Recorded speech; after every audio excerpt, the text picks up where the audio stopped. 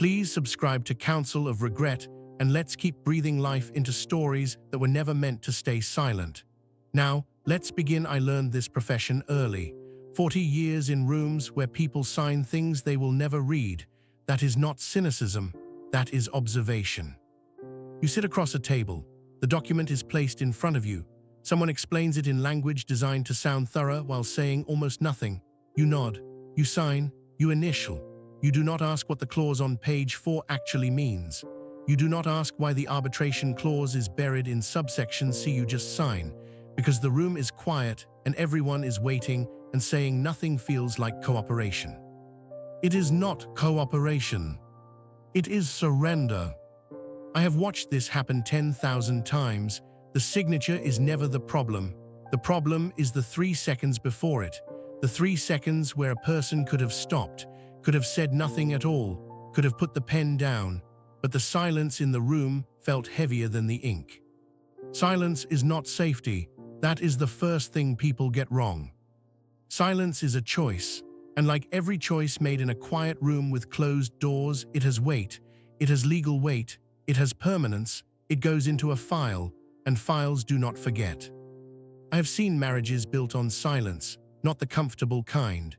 The kind where 2 people stopped asking questions around year 3, where the finances got handled by one person because the other found it easier to look away, where the property was titled in one name because it was simpler, because it was faster, because no one wanted to have the conversation in front of the children. Those marriages do not end loudly. They end in a conference room. They end with documents. They end with a judge looking at paperwork that was signed without being read, years before either party understood what it meant. Trust is not a legal instrument. I will say that again. Trust is not a legal instrument. It holds no standing. It cannot be entered into evidence. It cannot protect an asset. It cannot override what is written. What is written is what exists. What exists is what was signed. People in their 30s make decisions like they are immortal. Not consciously, they just act as though the future is abstract. The contract will sort itself out. The prenup is unnecessary because love is real.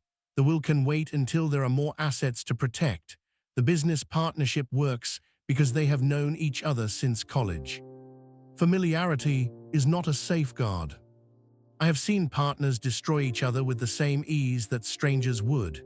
Because when you know someone well, you stop documenting, you stop confirming, you stop watching, you assume, and assumptions are not admissible anywhere.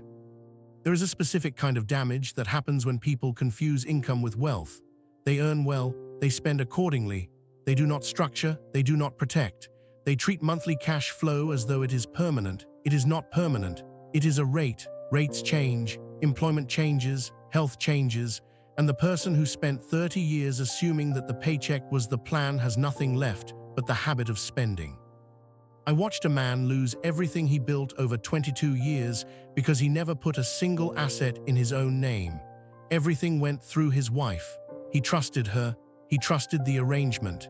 He trusted the silence between them that felt like agreement. It was not agreement.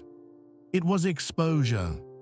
I have seen people stay silent in meetings where they should have objected, not because they agreed, because objecting felt confrontational, because they were the youngest person in the room, because they told themselves they could raise it later. Later never came. The decision was made. The document was signed by someone else, and their silence was later interpreted as consent. In most jurisdictions, it is. Silence in the presence of a decision can bind you to it. People do not understand this until it is too late, and by the time they understand it, there is nothing to undo. There is only paperwork. There is only what was recorded. There is only what was witnessed.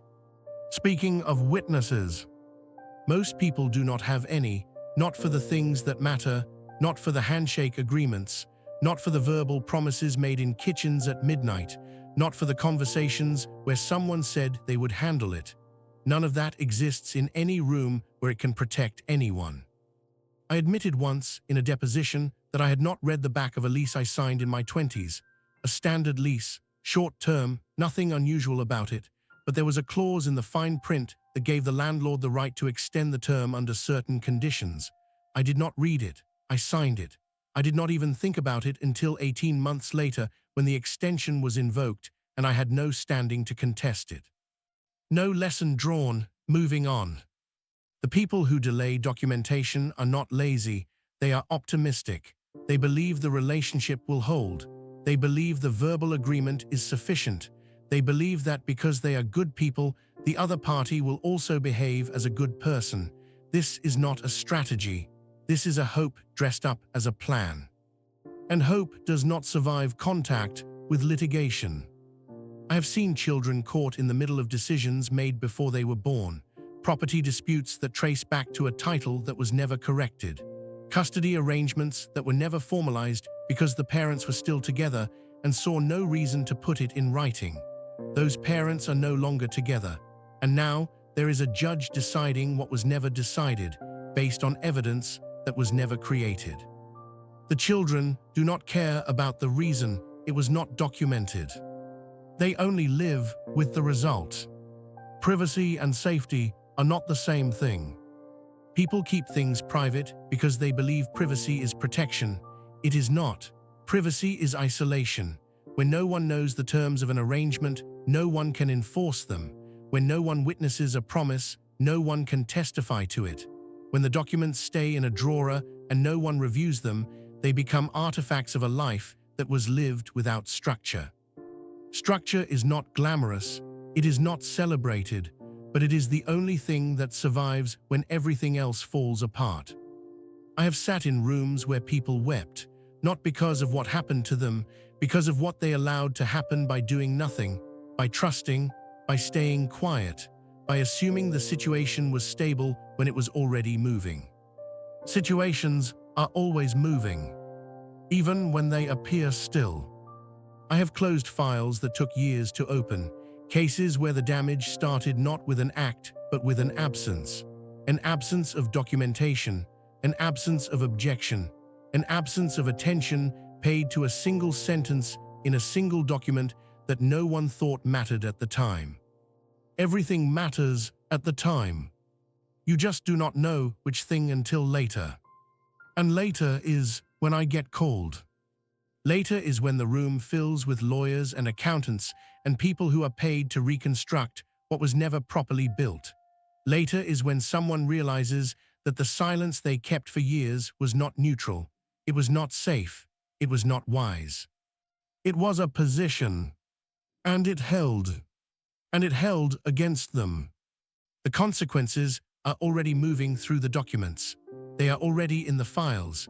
They are already being read by people in rooms where no one is asking questions anymore. The file is being processed as of this date.